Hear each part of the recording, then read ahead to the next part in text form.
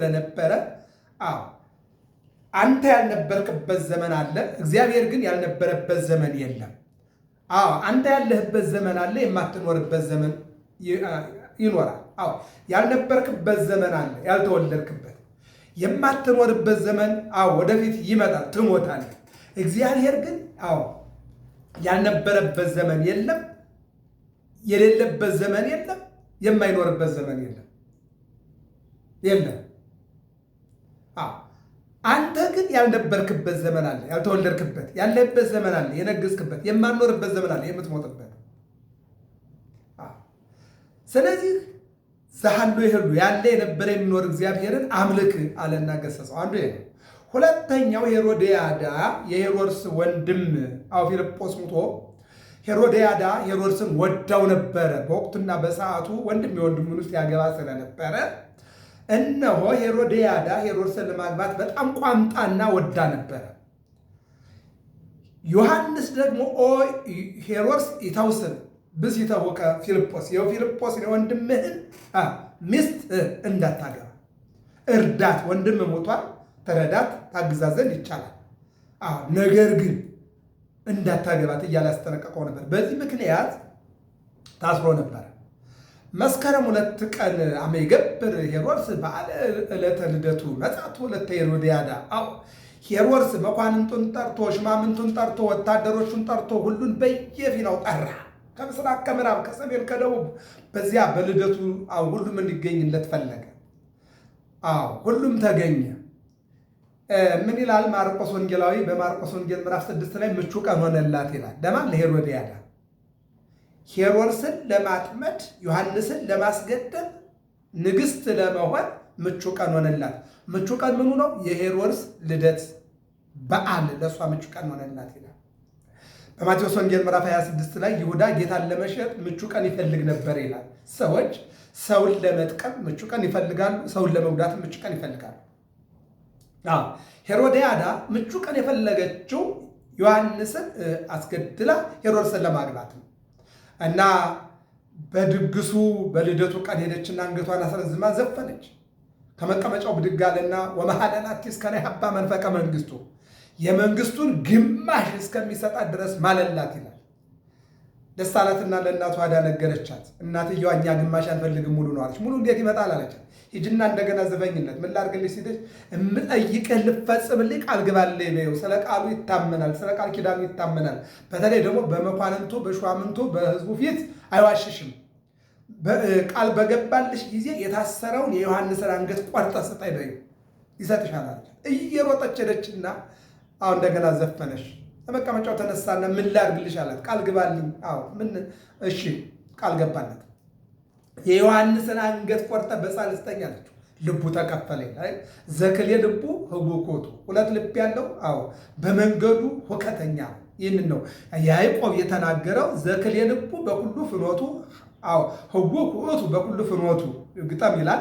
በስራው ሁሉ ሁለት ልብ የሆነ በስራው ሁሉ ይታወቃልና ይህ ሰው ምን ይመስላል ቢሉ ከመንታ መንገድ ቆሞ በዚህ ልሂድ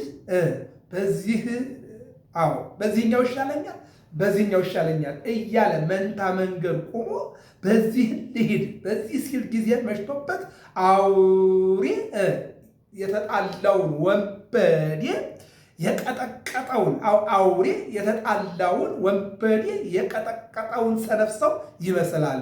አንዱን ይዞ ቢሄድ ወይም ከዋሻ ወይም ከመንደር ያደርሰው ነበርና። ስለዚህ ሁለት ልብ ያለው ሰው በመንገዱ መንገድ ላይ ቆሞ አውራ መንገድ ላይ በዚህ ልሂድ በዚህ ልሂድ በዚህ ልሂድ እያለ ልቡ ተከፍሎ ልቡ ይከፈልና በዚህን ጊዜ ይጨልማ፣ አውሬ ይመጣና ይበላዋል። ያለዚያም ደግሞ ወንበዴ ያገኝና ይቀጠቅጠዋል። ነገር ግን አንዱን መንገድ ይዞ ቢሄድ ኑሮ ወይ ከዋሻ ይጠጋል ወይ ከመንደር ይጠጋል፣ ከድብደባም ከሞትም ከዝርፊያም ይድን ነበር ይላል። ሄሮድስ ልቡ ተከፈለ። በምን? አንደኛ የታሰረው ዮሐንስ እውነተኛ ነበር። በሌላ መልኩ ዮሐንስን ህዝቡ ይወደው ነበር፣ እውነተኛ ተናጋሪ ስለሆነ ማለት ነው። በሌላ መልኩ ደግሞ ሄሮድስ በህዝቡ ፊት ቃል ስለገባ የገባውን ቃል ኪዳን ፈራ፣ ልቡ ከሁለት ተከፈለ። ልቡ የተከፈለ ሰው ለእግዚአብሔር አይደለም ለራሱ አይሆንም። አዎ በተከፈለ መሬት እግዚአብሔር ሕዝብ ያስተዳድራል። በተከፈለ ሥጋ እግዚአብሔር ሕዝብን ይመግባል። አዎ በተከፈለ አእምሮና በተከፈለ ልብ እግዚአብሔር አይነግስም። አይሆንም፣ ሊሆን አይችልም። ለዚህ ነው በማቴዎስ ወንጌል ምዕራፍ 6 ላይ ሁለት እግር አለ ብሎ ሁለት ዛፍ ላይ መውጣት አይቻልም መገንጠል አለ የሚለው ለዚህ ነው። ስለዚህ ያዕቆብ ምን አለ? ብእሲ ዘክልኤ ልቡ ህውኩ ውእቱ በኩሉ ፍኖቱ፣ ሁለት ልብ ያለው ሰው በመንገዱ ሁልጊዜ የታወከ ነው አለ። ከዚህ መድኃኒዓለም ሁላችንን ይጠብቃል። ዛሬ ብዙ ሰዎች አሉ፣ አንድ እግራቸውን ኦርቶዶክስ ላይ፣ አንድ እግራቸውን መናፍቃን አዳራሽ ላይ፣ አንድ እግራቸውን ሀብት ላይ፣ አንድ እግራቸውን ሃይማኖት ላይ፣ አንድ እግራቸውን ስልጣን ላይ፣ አንድ እግራቸውን ክደት ላይ አድርገው ህዝብን የሚያታልሉ የሚያማቱ ብዙዎች ናቸው። ያዕቆብ ይህን ይለናል፣ ወለይትመካህ እንተ ነዳይ በተልዕሎቱ።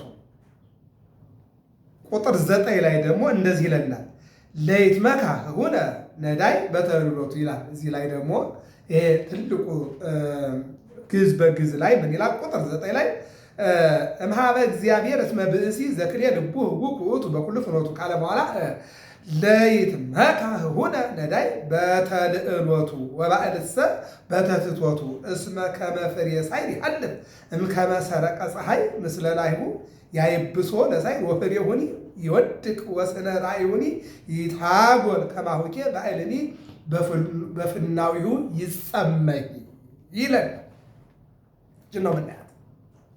ምን እያለ ነው ያለው?